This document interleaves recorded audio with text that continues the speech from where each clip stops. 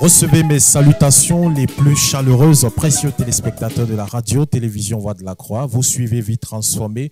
Et pour ce numéro, nous recevons un homme qui se considérait comme maudit avec le sexe opposé. Il était même considéré comme un hypersexuel, capable sans remords d'avoir des désirs sexuels envers des parents proches ou des membres proches de sa famille. Tout ce qu'il faisait, il le faisait à fond, drogue, vol, avec plusieurs autres vices à son actif. Mais il a rencontré le Seigneur Jésus-Christ, le Seigneur qui l'a rencontré et qui a mis fin à ses péchés, ses possessions démoniaques et à cette vie de honte. Et il a donc décidé de vous partager son expérience, son témoignage, non seulement marqué de honte, de rebondissement, mais aussi de grandes victoires du Seigneur Jésus-Christ dans sa vie. Il est avec nous sur le plateau de Vie transformée. J'espère que vous êtes confortablement bien assis. Si c'est le cas, on démarre. Je suis en compagnie de Goku Achille. Merci d'être là. Merci sur le plateau, sur le plateau de Vie transformée. Et là, nous allons découvrir, encore comme plusieurs autres témoins qui sont aussi passés sur ce plateau, nous allons découvrir la bonté, l'amour du Seigneur Jésus-Christ dans ta vie. Mais tout d'abord, permets à nos téléspectateurs de te connaître qui est Achille, en dehors de savoir le nom juste, qui est Achille. Merci beaucoup, Pasteur Arnaud. Je suis le frère Goku Achille. Je suis de la zone de Yopougon. Zone de Yopougon, parlant là de l'église, de la CMCI à Yopougon. Yopougon. Et père de 3 enfants. 3 enfants. Donc, nous avons comme témoin ce jour Goku Achille, membre de l'église de la CMCI Yopougon. Il est aussi père de 3 enfants. Achille, et comme je disais tout à l'heure en introduction, tu te considérais comme un homme maudit. On aura donc à savoir dans cet entretien pourquoi, qu'est-ce qui justifie cette posture, cette considération que tu avais pour toi-même. Mais une phrase, une expression m'a marqué. Lorsque nous étions en off, tu me disais « Le départ de ma vie n'a pas été normal ». Pourquoi est-ce que tu dis ça? Le départ de ma vie n'a pas été normal. Pourquoi? Parce qu'il a été élevé par... C'est un membre de la famille proche qui m'a élevé. Et je la considère comme ma maman. Mais tout petit déjà, quand il dormait avec elle, j'avais envie d'aller avec elle. Et tout petit, tu avais quel âge? Il devait avoir 6 ans, 7 ans. J'avais envie d'aller avec elle. Et c'est comme ça que j'ai grandi. Et quand je dormais même avec mes propres soeurs, je faisais même chat noir sur eux. C'est quoi chat noir? Bon, je voulais aller avec eux, avec mes soeurs qui dormaient. Ça faisait que je n'arrivais pas à dormir avec une femme. Donc déjà tout petit, allons doucement, déjà tout petit, dès l'âge de 6 ans, c'est ça, 6 ans, tu avais des désirs portés vers des personnes, pour ne pas dire une personne, comme tu disais tout à l'heure, qui est vue comme ta mère, et même aussi avec tes soeurs. Est-ce que tu as expliqué ça à quelqu'un? Non, quand il n'est pas encore donné ma vie à Jésus, je n'avais jamais expliqué ça à quelqu'un. Bon, mais tu étais encore petit, non? 6 ans, ça a commencé à 6 ans, c'est ça? Et donc, tu avais ça en cœur et tu évoluais. Oui, vas-y. Et ça faisait que je n'arrivais pas à dormir avec les femmes. Et quand je dors avec une femme, pratiquement, je veillais. Parce que toutes mes pensées étaient sur cette femme. Et quand j'ai grandi, avant que tu ne grandisses, tout petit, à quoi ressemblaient tes journées? Est-ce que tu avais des camarades qui parlaient de certaines choses qui attisaient ta curiosité? À quoi ressemblaient en tant qu'enfant, à quoi ressemblaient tes journées? Bon, en tant qu'enfant, mes journées, c'était... Il n'y avait pas de problème à ce niveau. C'était normal. C'était normal. Ok. Mais c'est quand je m'avais me couché avec celle que j'appelais ma maman. C'est en ce moment-là que tu ressentais Je ressentais l'envie d'aller avec elle. Ok. Et bon, généralement, quand les gens, comme pour utiliser ton expression, font le chat noir, on peut t'attraper. Est-ce que tu as une fois, ta soeur une fois fait cette remarque? Oui, oui. Tu avais à peu près quel âge? Bon, en ce moment, il doit avoir 10 ans, 11 ans. 10 ans, 11 ans. Donc sur ta propre sœur, Oui, une de mes cousines. à l'une de tes cousines avec qui vous viviez à la maison. Et quelle a été la réaction? Bon, quand elle a su, elle m'a attrapé. Elle m'a dit de ne plus essayer encore.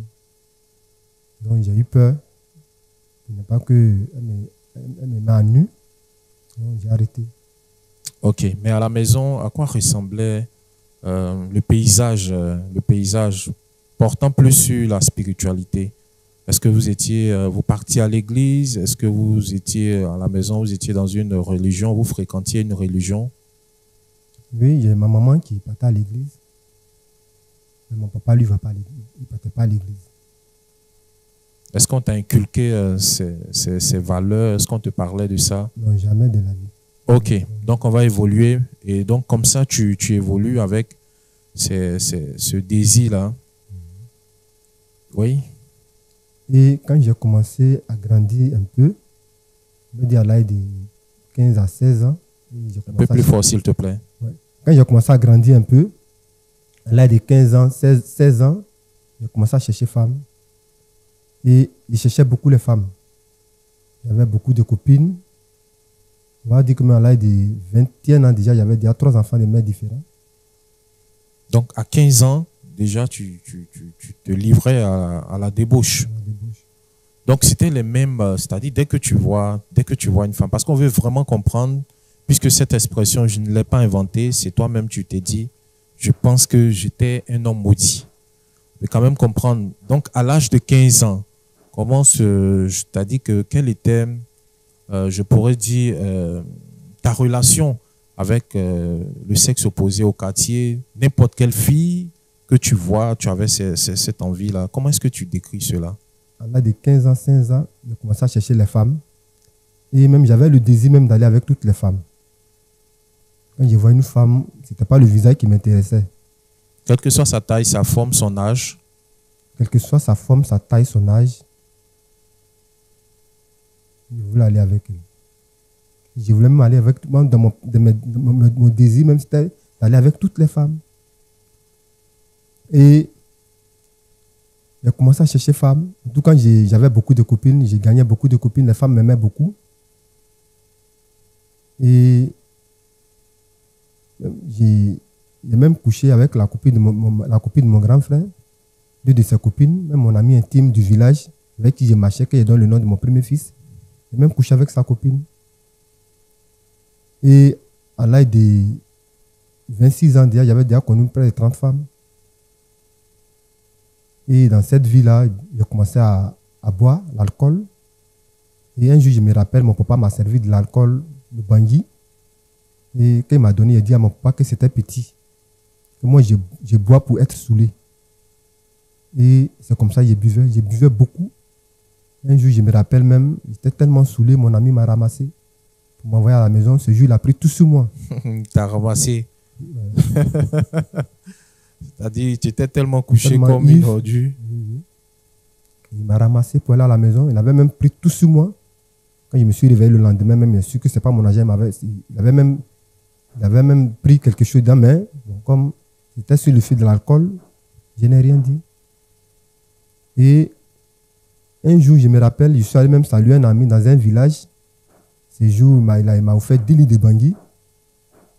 Et dans les 10 litres de bangui, moi seul, j'ai bu 8 litres dedans. Et c'est cette vie-là que je menais. Un jour même, je me rappelle, le président, à son temps, Gbagbo, était venu aux funérailles de mon oncle. Et ce jour, les funérailles étaient surveillées.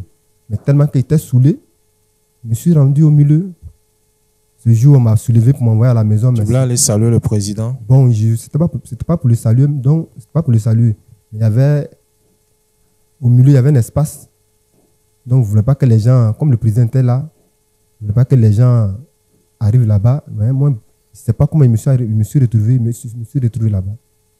C'est que j'étais ivre. Ce jour-là, j'ai vomi jusqu'à ma grand-soeur a pleuré. Elle pensait que j'allais mourir.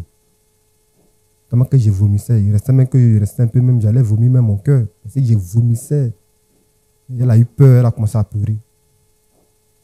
Et Dans l'alcool, j'ai commencé à toucher la cigarette. Donc, en plus du sexe, c'est-à-dire que tu continuais toujours dans le sexe et à cela s'est ajouté l'alcool. L'alcool, Et après, donc, l'alcool, c'est la cigarette. cigarette. Je fumais la cigarette. Il y a des moments même, je pouvais enchaîner même la cigarette. Et puis allumer une cigarette. Quand ça finit, j'enchaîne une autre cigarette.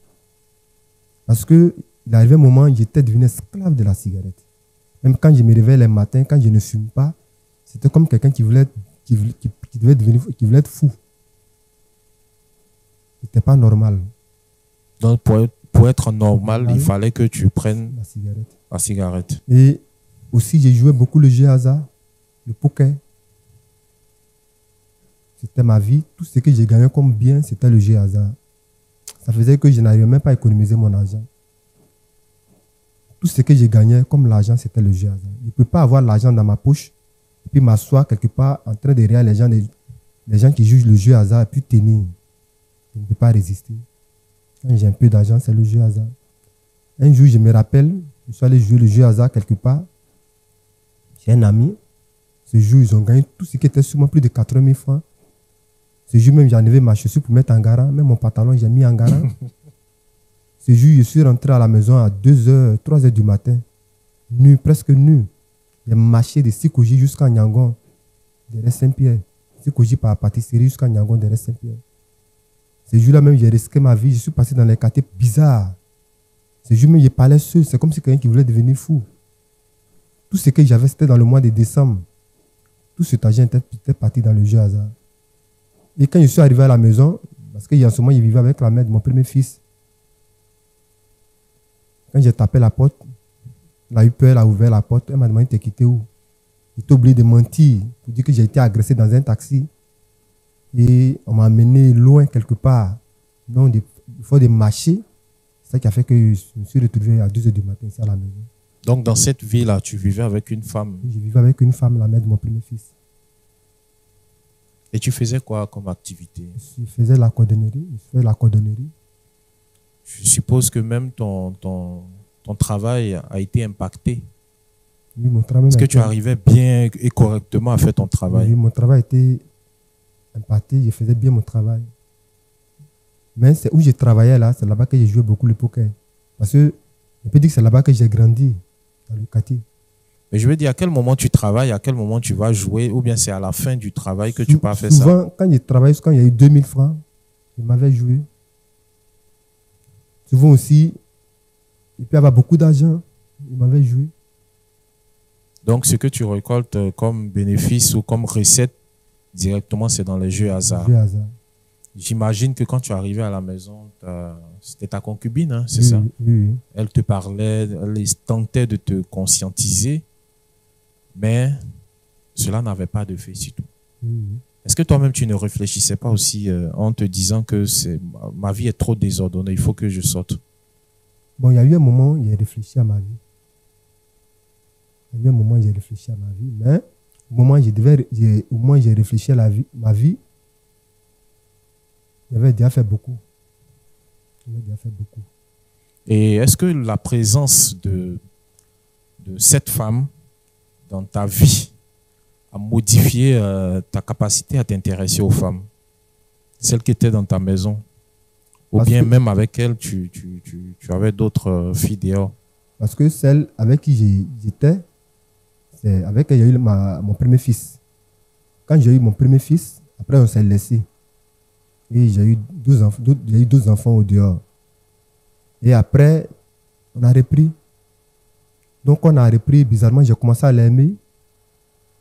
Et il y a certains chemins que je voulais arrêter parce que je voulais arrêter, mais je ne pouvais plus. Tu étais déjà à fond dedans? J'étais déjà à fond dedans. Un jour, je me rappelle, au moment où elle venait, il y avait 3 copines. Donc, j'étais allé voir les autres filles pour dire qu'il fallait qu'on arrête. Parce que je voulais arranger ma vie, mais bizarrement, après, je suis retourné encore. Donc, malgré ta bonne volonté, les bonnes dispositions de ton cœur, mais tu retournais toujours dans cette vie-là. Et à tout cela, c'est ajouté même la consommation de la drogue. J'ai commencé à fumer la drogue, c'était au village. c'est mes amis avec qui je marchais, c'est eux qui fumaient la drogue. Moi, en ce moment, je ne connaissais pas la drogue. Les gens fumaient devant moi, mais je les regardais, je ne savais pas quoi les gens fumaient. Et au fur et à mesure, j'ai connu que les gens fumaient la drogue.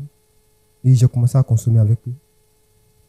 Ma première fois que j'ai consommé la drogue, le lendemain matin, mon oncle, le petit frère de mon papa, m'a appelé à la maison chez lui.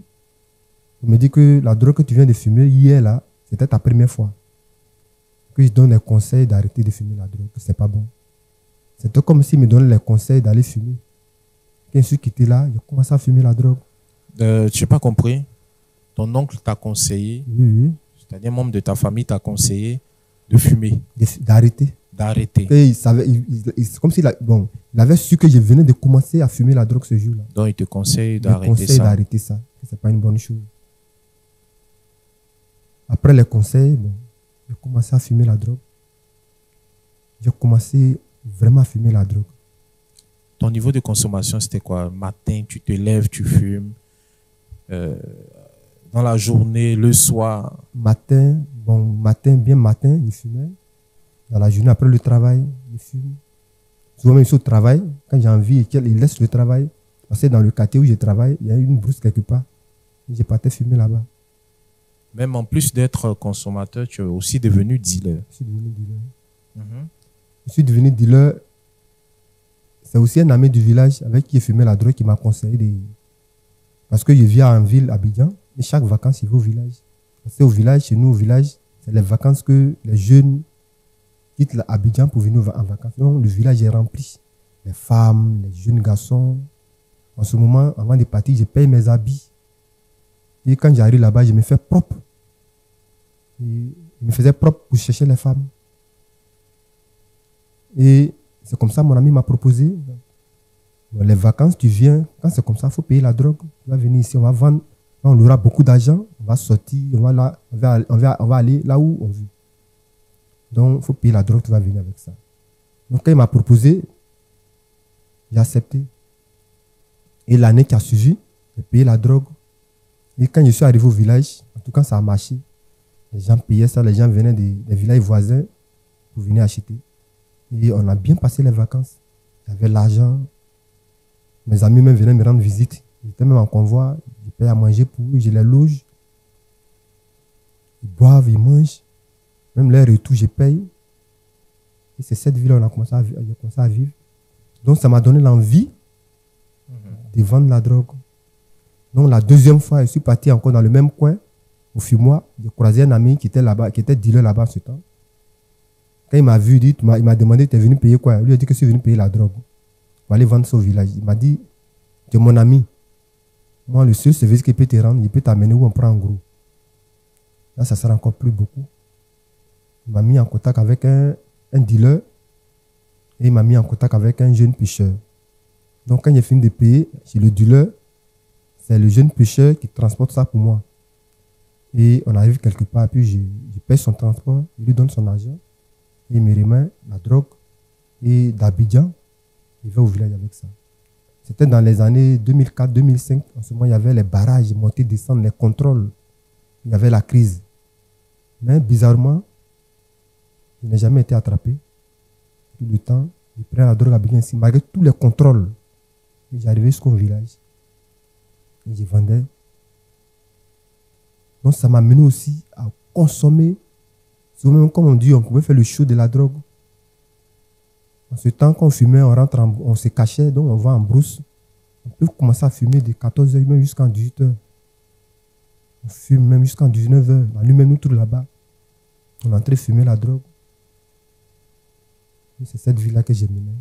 Et dans cette vente, parlons toujours dans cette vente de drogue ou bien avec l'activité de dealer, est-ce que tu as dû rencontrer une situation difficile qui t'a amené à réfléchir en te disant que je dois quitter dans cette affaire?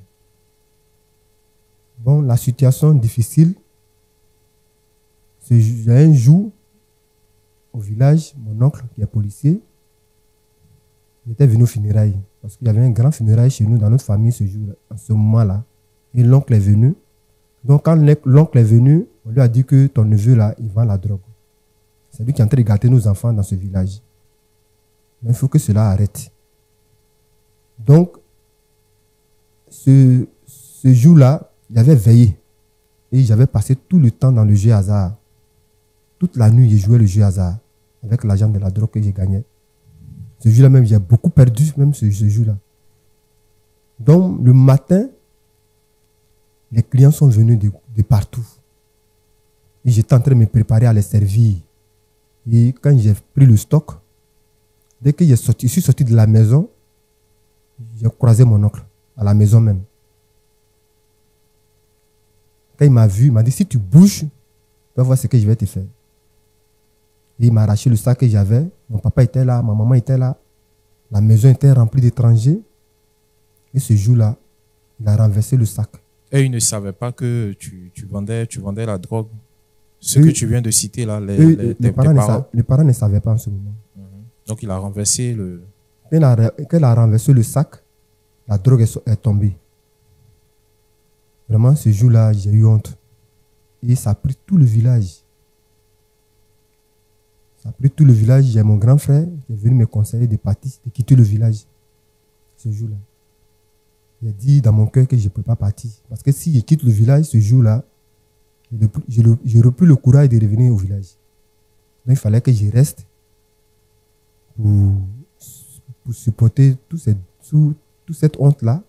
Et après, maintenant, je suis parti du village. Mais quand mon oncle m'a attrapé, parce qu'il avait pris un peu, mais le grand stock même était là. Donc après, quelques jours après, j'ai commencé à vendre le reste. Dans le même village? Dans le même village. Parce que le jour où mon grand frère m'a attrapé, j'ai eu vraiment honte. Mais après, mes amis drogués sont venus me soulager. Je dis que non, mais ici, là, tout le monde fume. Pourquoi tu as peur? Ils sont venus m'encourager. Ce jour-là même, on a fait un show. J'ai payé l'alcool parce qu'il y avait l'argent. J'ai payé l'alcool, on s'est amusé. Et c'est passé. Et le reste de la drogue, j'ai commencé à vendre. Et quand c'est fini maintenant, je suis rentré sur Abidjan. Et quand je suis rentré sur Abidjan, je voulais devenir un grand dealer. Donc, il fallait maintenant que je me prépare spirituellement. Je suis allé voir un marabout dans une ville. Et c'est comme ça, le marabout m'a dit que non, lui n'aime pas les drogués. Il peut bien faire mon travail, mais si c'est la drogue seulement, il n'est pas d'accord avec moi. Parce que je voulais faire un fumoir. Je voulais créer un fumoir. Donc, il fallait être prêt spirituellement. C'est comme ça que je suis allé voir le marabout. Il m'a découragé. Il m'a dit qu'il peut faire un travail, puis ma situation va changer. Donc, ça m'a découragé un peu. Je suis revenu sur Abidjan. Mais au quartier, je vendais ça un peu. Mais au départ, quand je fumais, je mangeais beaucoup. Je peux même manger presque 1 kilo de riz. Mais il arrivait un moment où je n'avais plus l'appétit. Quand je fume comme ça, c'est la cigarette, bien c'est la boisson forte. Jusqu'à ce que la dose quitte mon corps. C'est après ça que je peux avoir l'appétit. Sinon, en ce moment, je ne peux pas manger. Et quand c'est comme ça, c'est ça qui nous rend dépressifs. C'est ça qui rend dépressif. Parce qu'il arrivait un moment, quand je vois une connaissance, quand je suis dans la drogue comme ça, je perds le contrôle. Je ne sais même pas comment me comporter avec cette personne. Mais quand tu es dedans, tu ne te rends pas compte. Tu as parlé tout à l'heure de Jésus, mais avant d'arriver là, l'une des choses que tu as eu aussi à pratiquer a été le vol. Non seulement le village, tu es arrivé à vendre la drogue au village, mais aussi les parents en ont souffert de tes actes. Les parents, c'est les biens que je voulais. Par exemple, dans leur champ, quand je vois un parent quitter son champ à 18h, 19h, je vais derrière lui, dans le champ. Et je vole ce que je peux prendre. Si c'est avocat, je peux voler un sac d'avocat. Bien 2 sacs. Alors que tu avais quand même beaucoup d'argent, non, dans cette période. L'argent de la drogue, là, on ne faisait rien avec ça. C'est le jeu hasard. Donc, avec le jeu hasard, tout ce que j'avais, c'était le jeu hasard. Donc, quand je vole les biens des parents, je mets vente chez les femmes qui payent les marchandises en gros. Ils viennent vendre ça sur Abidjan. C'est avec les femmes là que je vends. Si c'est mandarine, si c'est orange, si c'est avocat, c'est en gros. Et je voulais pour vendre ça aux femmes qui vendaient les trucs en gros. Et je volais aussi les animaux élevés, les porcs du village. Je volais beaucoup les porcs du village. Et un jour, un de mes oncles même est venu me trouver à la maison. Il me dit, ah mon neveu, je vais te confier les porcs. Parce que... Si quelqu'un vient te voir comme ça, c'est que quand on te regardait à l'apparence, tu étais quelqu'un qui était innocent. Hein? Parce que mon oncle est venu me voir, parce que les gens savaient, les gens apprenaient. Mais comme on ne m'avait pas encore attrapé, on ne peut pas m'accuser. Donc, il est intelligent alors. L'oncle, il savait que c'est moi qui faisais ça. Bien au voleur. Voilà. Donc, il est venu pour me proposer de surveiller. Là, le jour, j'ai envie de manger. Là, on va manger ensemble. Parce que par jour, il peut tuer au moins 2 porcs par jour. Il ne sait même pas ce qu'il fait la viande. Souvent, il prépare. On mange, souvent, je vends la viande. On sait qui. Tu invites qui alors? Mes amis du village. Dans tous les cas, c'est tout ça qui faisait qu'on te suspectait. C'est oui, ça. Oui, hein? tout ça là. Et donc, lui, il n'a pas eu de désastre. Hein? Non. Lui seulement qu'il savait que c'est moi, il faisait toutes ces bêtises-là. Donc, lui, il a juste été intelligent. Donc, lui, il a été juste intelligent pour me les confier, mais j'ai refusé. Ah, tu as refusé? Catégoriquement, oui. Tu as compris? Ce que j'ai compris, j'ai refusé. Tu faisais beaucoup le village. Parce que non seulement c'est un terrain de deal pour toi, mais en plus de ça, tu étais encore dans le vol. Donc, tu étais quand même beaucoup au village. Qu'en est-il de tes enfants à Abidjan? Ou bien tu les as aussi envoyés au village? Bon, je suis né même au village. Et on peut dire ça, là, de 14 ans, j'ai quitté le village. Je suis venu en ville. Mais les enfants, c'est pendant cette période de vacances-là que j'ai fait ces enfants. Quand je vais au village, à mon retour, on me dit qu'il y a une fille qui est enceinte. Mais ce sont des filles d'Abidjan qui vont en vacances au village. Donc, apparemment, le village en a souffert. Hein? Apparemment, le village en a souffert. Les gens se réunissaient pour moi, les parents. Que le jour, ils vont m'attraper. Mais voir ce qu'ils vont me faire. Mais il y a d'autres personnes qui t'aiment, qui viennent pour dire que mon fils, il faut faire très attention. Parce que le micro, s'il te plaît. Mon fils, il faut faire très attention parce que les gens parlent de toi dans ce village. Les gens se réunissaient parce que de nature, je suis calme. Je n'aime pas palabre. Là où il y a palabre, tu peux pas me voir là-bas. Donc, les gens même pensaient que tu étais quelqu'un de sérieux. Mais dans mon genre sérieux là, il était comme un poison. Parce qu'il peut marcher avec toi, coucher avec ta femme sans remords. Donc les parents même étaient fatigués.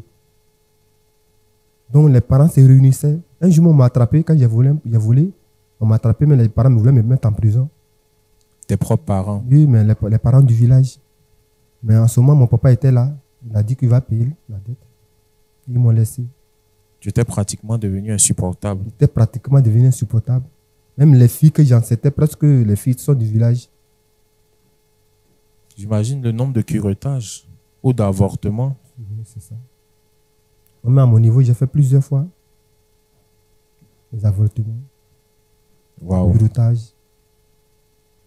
J'ai même failli tuer la mère de mon premier fils avec l'avortement. Tu lui as exigé de le faire? Oui, j'ai exigé de le faire. J'ai même payé le médicament pour lui remettre. Elle a utilisé le médicament, elle a commencé à saigner. J'ai eu peur. Je l'ai amenée à l'hôpital. Je n'ai même pas pu. Elle était obligée d'appeler sa grande soeur parce qu'elle mourait. Et c'est comme ça sa grande soeur est venue chercher. Elle nous a dit d'aller dans tel hôpital. Et c'est comme ça qu'on est arrivé là-bas. 5 francs, mais je n'avais pas. Quand le docteur m'a demandé, t'as combien? Il lui a dit que vraiment, oui, je n'ai rien. Et il m'a demandé combien je vais lui donner. Et je lui ai dit que je lui donnais une somme. Il a fait le travail, mais je n'avais pas. Et quand il a fini, il m'a appelé dans son bureau. Il m'a dit, mon agent là, si tu ne m'amènes pas ça tel jour, c'est plus la peine de te voir ici. Ce jour-là, un peu d'argent qui était sur moi, je suis allé jouer au poker. Wow. Mais ce jour-là, bizarrement, j'ai gagné beaucoup d'argent. Et le lendemain, je suis allé payer la dette. C'est-à-dire que le diable t'attire plus. C'est-à-dire même là, si tu échouais, tu te disais que non, c'est pas un jeu que je dois, dans lequel je dois continuer. Et là même, là où tu as plusieurs fois échoué, tu gagnes. Tout ceci dans le but de t'emmener encore à davantage jouer. Souvent, mais il peut gagner 100 000 francs dans un jeu 50 000. Mais cet argent-là, bizarrement, il ne peut même pas payer un billet avec ça. Il conserve ça pour aller jouer à ça. Wow. Et si je te posais la question, si on te donnait l'opportunité de faire un bilan, tu es dans les jeux hasard, tu vends la drogue, tu as beaucoup d'argent, tu as même beaucoup de viande à ta disposition, tu as même tout un champ, parfois des champs à ta disposition parce que tu entrais, tu volais tout ce que tu trouvais. Quel bilan tu peux, qu'est-ce que cela t'a apporté? Mais quand j'ai donné ma vie à Jésus, je suis venu à Christ de manière misérable. Parce qu'il arrivait un moment, j'avais tout vendu à cause de jeux hasard. Je n'avais même plus de chaussures. C'était difficile. Je suis venu misérable à Christ. Misérable, quand on dit que quelqu'un est misérable, il était misérable quand je venais à Jésus. On comprend là mieux l'expression malédiction, parce que même avoir une chaussure, tu ne l'avais pas. Il arrivait un moment, ma vie était devenue autre chose. Au départ, quand j'ai commencé cette vie-là, on peut dire que ça allait. Je m'habillais proprement, même les chaussures chères, je portais. En ce moment, les sébargos étaient encore à la mode. J'étais petit, mais je portais les sébargos. J'étais propre, même les filles me voyaient, mais il y a d'autres filles même qui me breakaient même, comme on peut dire. Qui m'abordaient. J'étais beaucoup aimé en ce temps même. Mais au fur et à mesure, la situation comme ça, c'est compliqué. La drogue, la cigarette, le jeu hasard, beaucoup de choses. Il arrivait un moment, c'était devenu compliqué. Même j'ai loué en ce moment une maison de 6 000 francs, même je n'arrivais pas à payer. 6 000 francs. 6 000 francs. Je payais ça difficilement.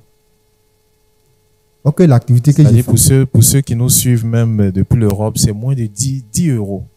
6 000 francs et tu n'arrivais pas à payer. Difficilement.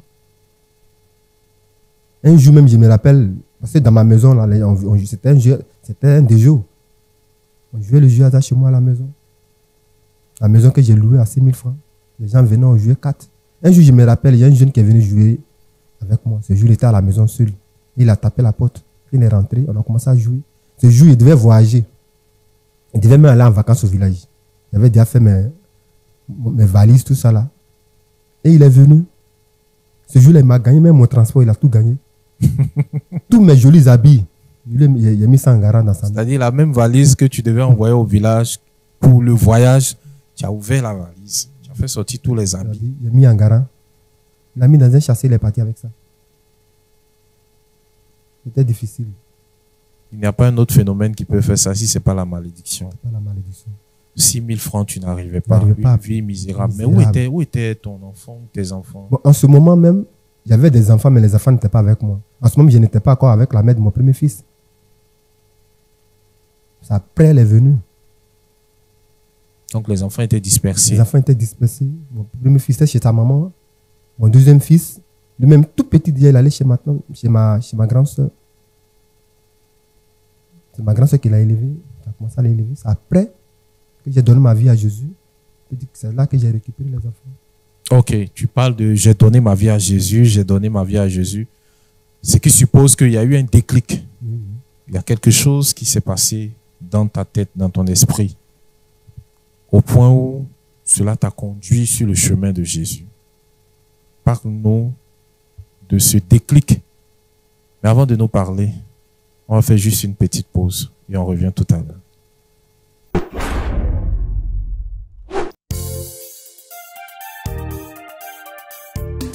Radio, télévision, Voix de la Croix, la chaîne de la Bible.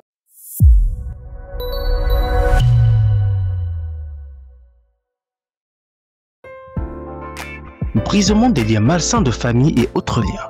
Un ouvrage de 140 pages écrit par le pasteur Boniface Minier qui vous plonge dans la délivrance de l'emprise de la sorcellerie. Brisement des liens malsains de famille et autres liens, ce sont plusieurs témoignages, enseignements doctrinaux et prières pratiques qui vous feront vivre l'expérience de la délivrance palpable de la sorcellerie et du désenvoûtement. Brisement des liens malsains de famille et autres liens, un best-seller qui a permis à des milliers de personnes dans plusieurs nations d'expérimenter la délivrance authentique des œuvres de Satan. Pour tout besoin ou préoccupation, veuillez contacter par appel ou WhatsApp le numéro suivant, plus 225 07 47 17 24 08. La sorcellerie est une réalité. Il te faut nécessairement cet ouvrage.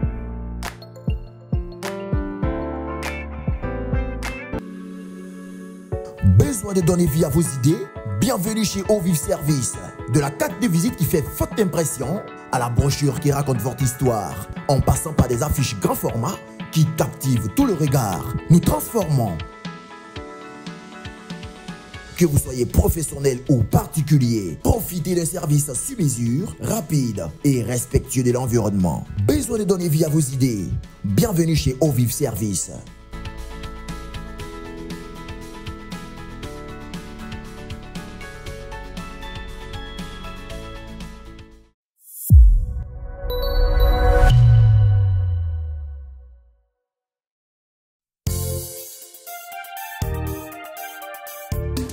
Radio, télévision, Voix de la Croix, la chaîne de la Bible.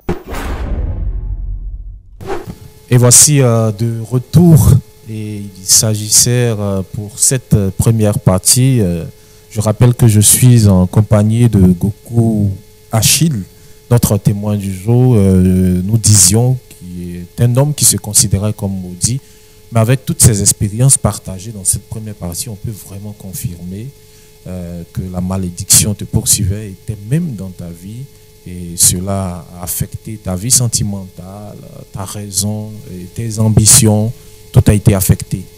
Et le Seigneur Jésus-Christ va te rencontrer. Mais avant ça, tu voulais juste restaurer ou restituer un fait concernant cette vie avec les marabouts. Et par la suite, on parlera donc de ce déclic qui t'a conduit directement à Jésus. J'ai commencé à fréquenter les marabouts tout petit. C'est ce qui m'a amené à fréquenter les marabouts, les féticheurs. Ma maman a fait 5 garçons. Et il y a 3 qui sont morts. Et quand elle meurt, toujours, on accuse quelqu'un. Et tout petit déjà, ça crée une peur en moi. Parce que c'est que naturellement, je n'ai pas de protection. Donc, dans mon esprit, il fallait que je me protège. Et ça m'a amené à aller chez les marabouts très tôt. Et là, c'était autour de quel âge comme ça? Bon, même à plus de 15 ans, j'ai commencé à aller chez les marabouts très tôt, 15 ans. Il y avait d'abord un féticheur dans notre village. On peut dire qu'on l'adorait même. Je suis allé dans les villages pour fréquenter les marabouts pour être protégé et pour que ma vie aussi avance. Mais bizarrement, quand je fréquente les marabouts, les féticheurs, la situation devient difficile. Ça veut dire quoi? Ça veut dire que rien n'est réussi. Et j'avais toujours peur. Ça veut dire que la peur est installée, c'est à moi. Je vais chez eux, mais j'avais toujours peur. Ils n'avaient pas confiance en moi. Et la preuve, ta vie a dégringolé. Après ça, 15 ans, tu as évolué, 20 ans, ainsi de suite. Et tout ce que tu as eu à nous partager. Et viendra un jour où sera le déclic? Un jour, il y a un jour, j'étais assis où je travaille. Ce jour-là, il a plu. Et où je travaille même, ça coulait. Ce jour-là même là. Là même, c'est comme si là où je suis assis même là. J'étais assis sur la pluie. Ce jour, j'ai commencé à réfléchir sur la pluie là. Je dis, mais c'est quelle vie je mène? C'est-à-dire même l'abri. Même l'abri. Voilà, n'arrivait pas à empêcher la pluie de te toucher. J'étais coincé. Et j'ai commencé à réfléchir ce jour-là. Et je dis que c'est ma première fois. Je dis, mais c'est quelle vie je mène? C'est quelle vie je mène? Tu as fait à peu près combien d'années dans cette vie-là? Si on fait tout ce cocktail de drogue, cigarettes et autres. Je donne ma vie à Jésus, il y avait presque 27 ans. Ok. Presque 27 ans. Donc là, tu réfléchis sous la pluie. J'ai commencé à réfléchir. Il dit, mais c'est quelle vie je mène? J'ai fait une activité où je peux avoir au moins 3 000, 4 000. Soit même je peux avoir 10 000 francs. Même une maison, 6 000 francs, je n'arrive pas à payer. Ma vie même, ça ne va pas. Je mène quelle vie? Il faut que ça change. Donc l'idée que j'avais eue, je voulais quitter le quartier pour aller chez ma grande soeur à Bondoukou.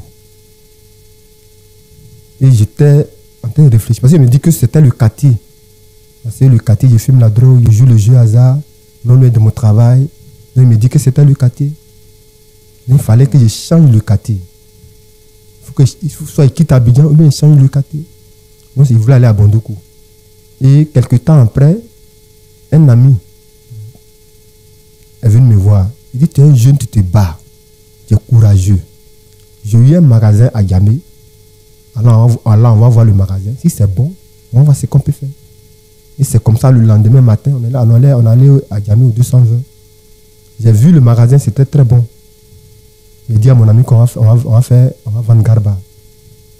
Il a dit, il n'y a pas de problème. Et quelques temps après, on a commencé à vendre. On a commencé difficilement. Donc, la ticket, oui, c'est moule de manioc plus poisson, Garba, un plat ivoirien. Et quand j'ai commencé difficilement. Je suis allé voir un marabout. Il a fait ce qu'il pouvait faire, il m'a donné les gris-gris pour le commerce, tout ça là. Mais c'était toujours difficile. Donc malgré tout, tu avais encore confiance au marabout. Oui. Et après, je suis allé voir un ami. Il m'a envoyé chez un marabout. Mais sa proposition ne m'a pas arrangé. Et c'est comme ça, mon petit frère avec qui je vendais, il m'a dit, ah, petit grand frère, moi j'ai fait Bondoukou. Le micro, s'il te plaît. Il a dit, grand frère, moi j'ai fait Bondoukou. Il sait que si tu vas à Bondoukou et puis tu viens, ça va marcher. J'ai dit à mon petit frère que moi, je veux que ça marche. Ce que j'ai pu faire pour que ça marche, je vais le faire. Parce que quand je vois les bénéfices, il savait que si ça marchait, il allait m'en sortir. Donc j'étais prêt à tout. Donc j'étais en train de me préparer. On était dans le mois de janvier, en 2008. L'année venait de commencer. J'ai dit, je vais m'organiser jusqu'à dans le mois de février. Je vais aller à Bondoukou. Et j'étais maintenant en train de m'organiser. Et c'est comme ça, un dimanche, il y a un jeune de cette communauté. Il s'appelle Kipré Jean-Claude. Moi, je ne le connaissais pas. Il s'appelle Kipré Jean-Claude. C'est comme ça qu'il est venu. Quand il est rentré dans le Gabadrome, il m'a salué poliment. Il dit, mon frère, bonsoir, bonsoir. Je suis venu moyen de la checker. Mais si il peut te parler de Jésus. Il lui dit que ça ne me gêne pas. Comme il n'y a pas de clients, ça ne me gêne pas. Ils m'ont assis. Il m'a dit, il faut donner ta vie à Jésus. Et à Tchéké que tu es venu voir Nandiami ici, là, si Dieu dit que ça n'a qu'à marcher, ça va marcher. Mais le plus important, il faut donner ta vie à Jésus. Après, il m'a posé une question. Est-ce que tu veux donner ta vie à Jésus? Il m'a dit, oui, je vais donner ma vie à Jésus. Il m'a dit, si tu veux vraiment donner ta vie à Jésus, achète un cahier de 32 pages. Et prends un moment de jeûne de 1 semaine. D'abord, il m'a proposé 3 jours complets. Il lui dit que je ne peux pas faire 3 jours sans manger. Il ne peut pas y faire autre chose derrière toi. En tout cas, il a été franc bizarrement. Et il m'a dit, d'accord, donc prends 1 semaine. Mais 1 semaine, c'est de 6h à 18h. Il lui dit, ça là, il peut faire. Et on a échangé. Il a mangé, il est parti. Et 5 minutes après, peut-être même 5 minutes après, ma grand-soeur, même père, même mère, elle dit, elle part à Makori. Mais quelque chose lui a dit de descendre où je travaille, où je vends. Ce jour, il peut dire que c'est sa première fois. Il ne sait même pas qu'il a montré mon coin de vendre. Mais quand elle est arrivée, c'est même pas assise. Elle m'a dit, attiré que tu es venu vendre à Djamé ici. Si ce n'est pas Dieu, tu te fatigues. Donne ta vie à Jésus. Car la Bible dit malheur à ceux qui se confient aux hommes. Pasteur, cette parole m'a touché. Ce jour-là, ça m'a traversé. Surtout que tu étais prêt à aller voir même un marabout dans le temps qui vient. Ça m'a touché et j'ai commencé à réfléchir. Bizarrement, c'est que ma grand-sœur est en train de dire là, c'est la vérité. Parce que je fréquente les marabouts, mais ma situation se complique. Ça se complique. Et j'étais même sur le point d'aller fréquenter un marabout. On dirait comme si elle connaît ma vie. Je vais donner ma vie à Jésus. Mais je ne sais plus quoi faire pour donner ma vie à Jésus. Il dit, oh, mais le jeune qui a quitté, le jeune que je viens de laisser là, 5 minutes après là, il m'a dit de gêner, d'acheter un cahier. Mais je vais essayer pour voir. Parce que je ne sais plus quoi faire humainement. Et j'ai commencé à réfléchir à tout ce que le jeune m'a dit. Achète un cahier. Et commencer le jeûne le lundi. J'ai compris, je vais essayer pour voir. Et après ça, je suis rentré dans la boutique. On m'a dit, une cigarette. Avant d'allumer la cigarette, j'ai prié. J'ai dit, Seigneur, que cette cigarette soit ma dernière cigarette. Et j'ai fumé la cigarette. Après ça, le soir, je suis rentré sur Yopougon. Parce que j'ai loué ma maison à Yopougon, puis j'ai travaillé à Djamé. Donc, quand je suis rentré à Yopougon, j'ai commencé à réfléchir tout ce que le jeune m'a dit. Donc, tout ce qui était sur moi, comme les gris-gris pour le commerce, tout ce qui était sur moi, ce jour-là, quand je suis arrivé au gros trou d'ici, il y a un gros trou à la ci d'ici, entre Nyangon ci d'ici. J'ai versé tout ce qui était sur moi comme gris-gris dans le gros trou. Et je suis rentré à la maison. Toute la nuit, j'ai commencé à réfléchir à ça, tout ce que le jeune m'a dit. Ce jour-là même, je n'ai même pas touché la maman de mon fils. Parce qu'il me disait qu'il allait gêner. J'ai commencé à préparer le jeûne dans la tête. Et le lundi matin, je suis rentré dans le jeûne. Et je suis allé sur Adjamé pour aller vendre. J'étais en train de vendre jusqu'à vers les 17h, vers les 16h, 17h. Et le même jeune encore est revenu. Il m'a demandé, est-ce que tu es dans le jeûne? Il a dit oui. Et je n'ai pas encore mangé. Il dit, est-ce qu'on peut se voir? Il a dit, il n'y a pas de problème. Donc j'ai confié la vente à mes petits frères. Et on allait s'asseoir quelque part, nous deux. Avant de commencer, il m'a dit, on va prier pour que le Seigneur vienne avec nous. Et quand on a fini de prier, il m'a posé une question. Est-ce que tu fumes la cigarette? Il lui a dit oui.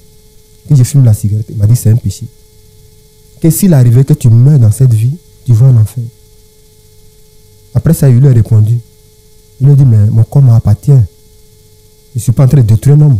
Je ne suis pas en train de détruire quelqu'un. Mon corps m'appartient. Il m'a dit, non.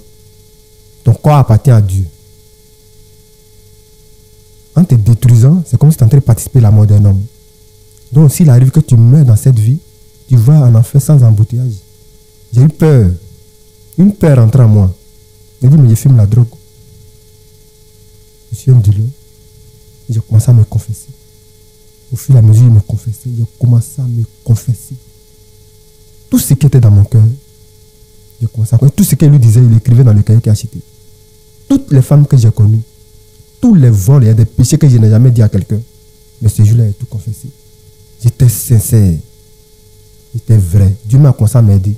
Il a commencé à me rappeler même les péchés même que j'avais oubliés. J'ai commencé à me confesser sincèrement. Jusqu'à j'ai senti mon cœur qui est devenu léger à moi. Il faut de me confesser. Alléluia. Après avoir fini de me confesser, on a commencé à demander pardon à Dieu pour chaque péché, même qu'il a écrit. Et c'était ça la repentance. Merci beaucoup. On a pris péché par péché pour demander pardon à Dieu. Péché par péché pour demander pardon à Dieu. Après avoir fini de demander pardon à Dieu, on a prié maintenant pour inviter Jésus-Christ dans mon cœur. Ce jour-là, j'ai senti la gloire de Dieu dans ma vie. Alléluia. J'ai senti une paix à l'intérieur de mon cœur. J'ai senti comme un poids qu'ils m'ont déchargé. C'était comme une maison, ils m'ont déchargé. Je me suis senti léger. Ce jour-là, j'ai compris le sens de la vie. Ce jour, j'ai compris que si je mourais, je ne vais pas en enfer sans embouteillage. Ce jour, j'ai compris que tous les problèmes que je traversais là, c'est parce que je vivais mal. C'est ce jour-là que j'ai compris. Et que ce n'était pas le quartier, ce n'était pas les autres. J'ai compris que c'était le péché. Et j'ai compris que si je mourais aussi vite, c'est parce que je vivais mal. Et le dimanche, il m'a invité à l'église. Après la rencontre, il m'a posé une question. Tu es marié? Il a dit, oui, je suis marié, que je vis avec la mère de mon premier fils. Il dit, est-ce que tu l'as doté? Il dit, non, je ne l'ai pas encore doté. Il dit, si tu veux vraiment marcher avec Jésus, va chez les parents de la fille, tu vas la doter. Tant que tu ne l'as pas encore doté, il ne faut plus que tu vas la toucher. J'ai vu que c'était sur eux. Hein? Il fallait prendre maintenant une décision.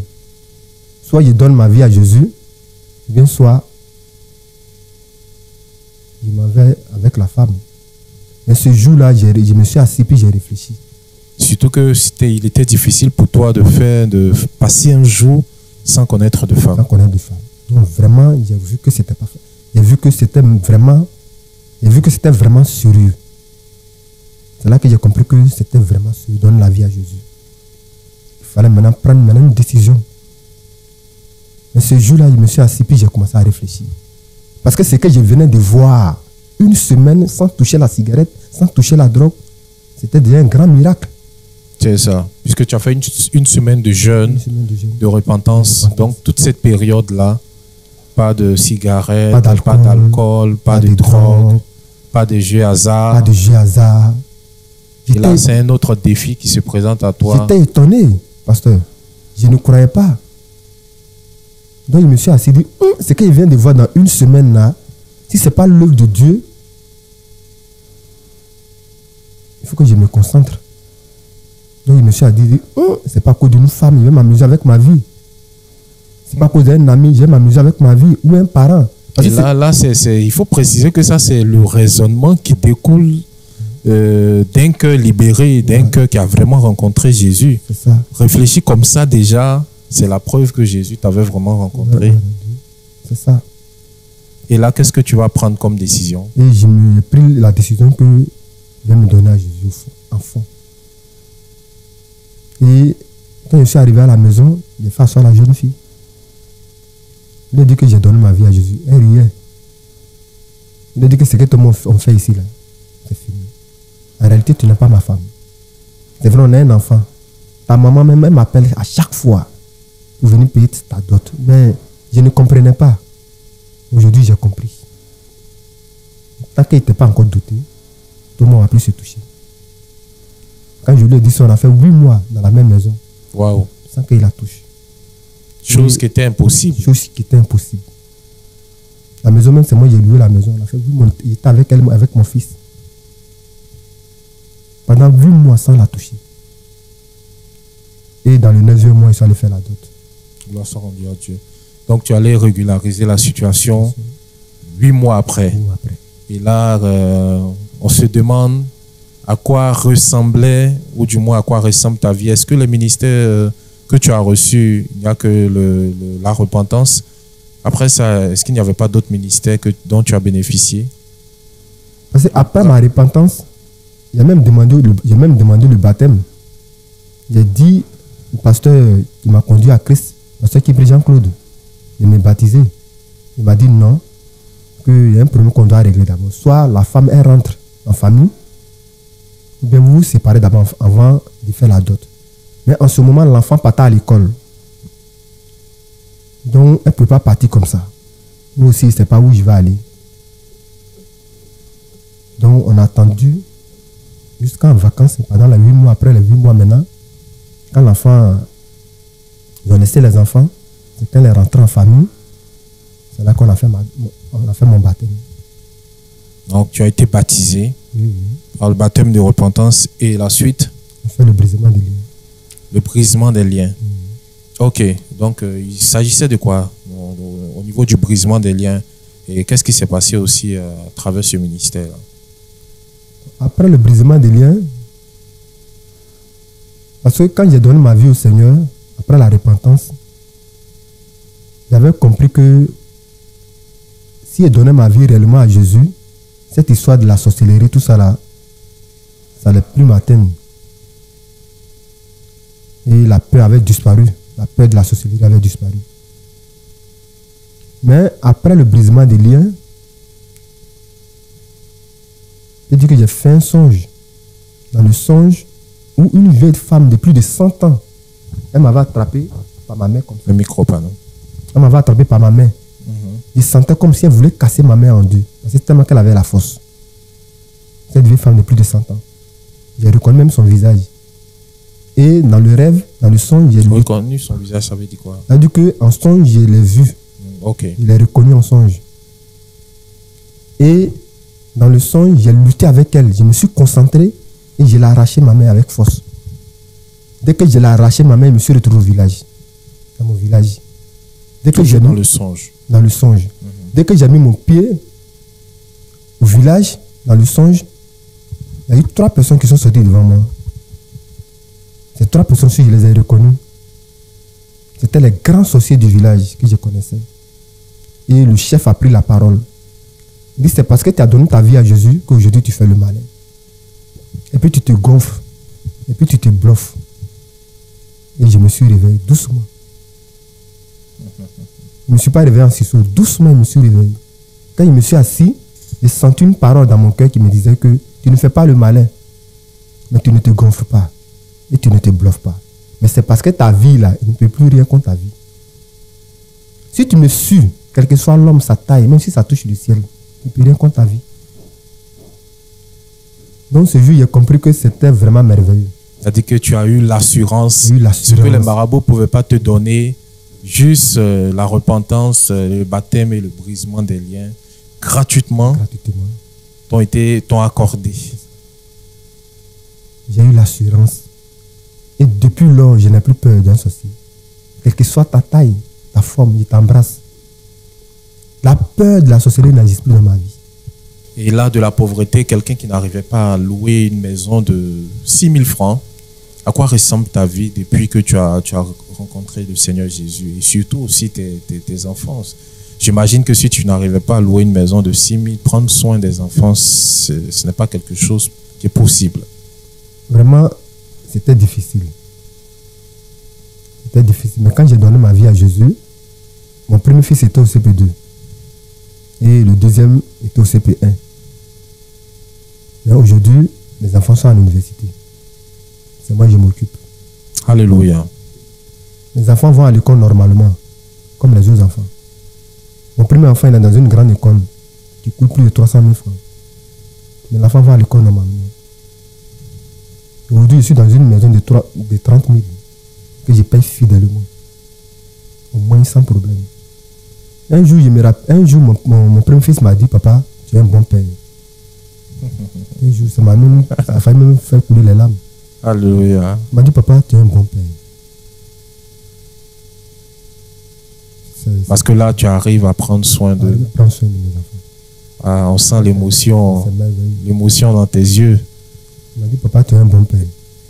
En tout cas, Dieu fait beaucoup. Il fait beaucoup pour ma famille. Alléluia. Il fait beaucoup pour mes enfants, surtout. Même quand je vois mes enfants, parce que quand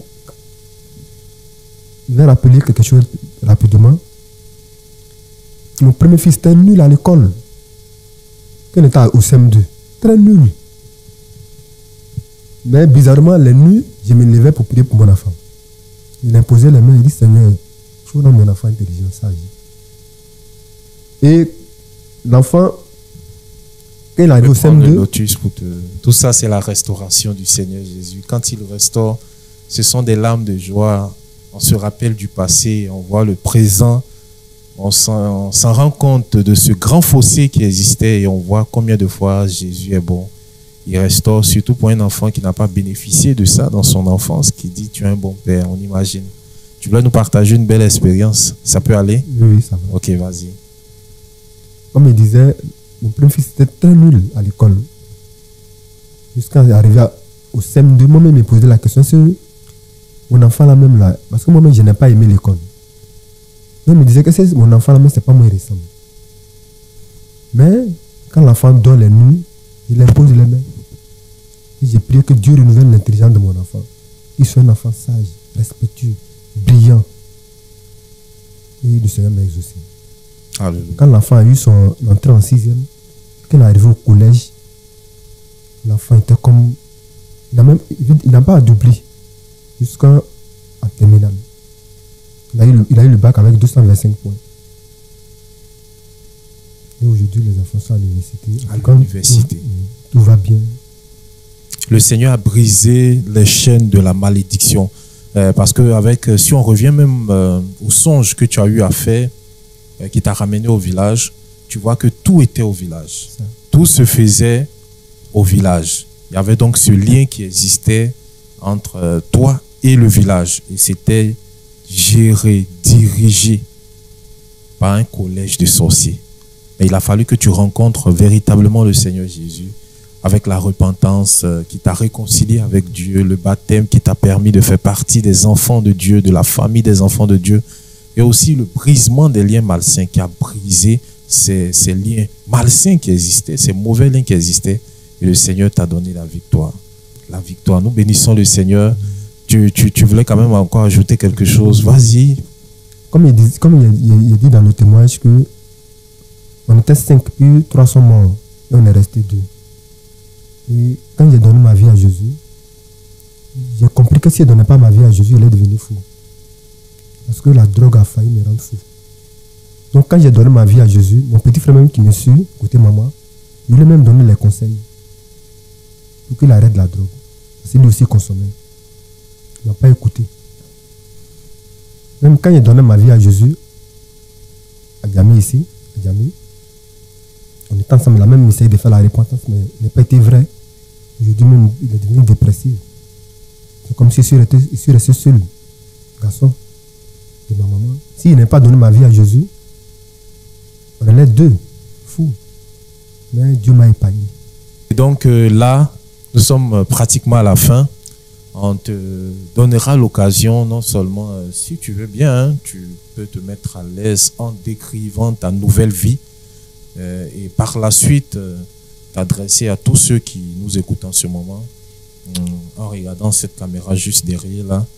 Et si tu as un message, si tu as quelque chose que tu as à cœur pour ces personnes, elles sont prêtes à t'écouter. Vas-y. Merci beaucoup, pasteur. À nous. Ce que je vais dire, c'est que Jésus transforme effectivement. Il délivre l'homme du péché. Parce qu'il arrivait, moi, de ma vie, je n'avais plus d'espoir. Aujourd'hui, je suis un homme rempli d'espoir. Je suis un homme transformé, un homme en paix, un homme tranquille. Mes frères, mes soeurs qui n'ont pas encore connu le Seigneur, vraiment ma prière que de donner votre vie à Jésus. Parce que Jésus transforme l'homme. Que son nom soit béni. Amen. Amen. Et c'est parce que Jésus t'a transformé que tu te retrouves sur le plateau de Vie Transformée. Amen. Et nous, et tous ceux aussi qui nous ont écoutés ou qui t'ont écouté ont été sûrement transformés. Merci pour ton témoignage, frère Goku, Achille. Merci d'être passé sur le plateau de Vie Transformée. Merci, pasteur à nous. Ok. Que Dieu vous bénisse. Et au passage, on salue tes merveilleux enfants qui reconnaissent la bonté de leur Père. Et tout ceci, c'est parce que le Père a rencontré Jésus. C'est ce que Jésus fait, très chers téléspectateurs. Il est le restaurateur des vies brisées. La Bible nous dit clairement que Jésus est venu pour détruire les mauvaises œuvres du diable. Achille se confiait aux marabouts. Il partait chez les marabouts, mais il n'avait pas eu gain de cause. La drogue n'a pu rien faire pour lui. Au contraire, elle voulait le détruire. La cigarette non plus, les maquis, les bars, les femmes non plus. Cette vie de débauche était en train de le détruire et même lui arracher certaines choses. Mais le Seigneur Jésus-Christ, dans son amour, dans sa bonté, est entré dans la vie d'Achille parce qu'il a décidé d'accepter le Seigneur Jésus sur son lieu de vente du garba. Vous l'avez bien compris. Et à partir de ce jour, il est devenu une nouvelle personne, une personne transformée. Au travers de son témoignage, comme la Bible nous dit, ces choses ont été écrites pour votre instruction. Sachez bien qu'au travers de ce témoignage, Jésus est en train de vous tendre la main. Tous ceux dont les vies ont été déjà brisées, sachez que même si cette vie est cassée en plusieurs morceaux, Jésus peut les rassembler. Il suffit tout simplement de vous confier à ce Jésus et nous pouvons vous aider. Il se posait la question, oui, on me parle de Jésus, mais comment je vais faire pour rencontrer ce Jésus? Nous pouvons t'aider à le rencontrer. Écris-nous sur ces différents contacts qui s'affichent en ce moment au bas de ton écran et tu verras, toi aussi, ta vie sera entièrement transformée. Que Dieu vous bénisse abondamment. Merci d'avoir suivi ce numéro. Portez-vous bien et très bonne suite des programmes sur la radio-télévision Voix de la Croix, la chaîne de la Bible.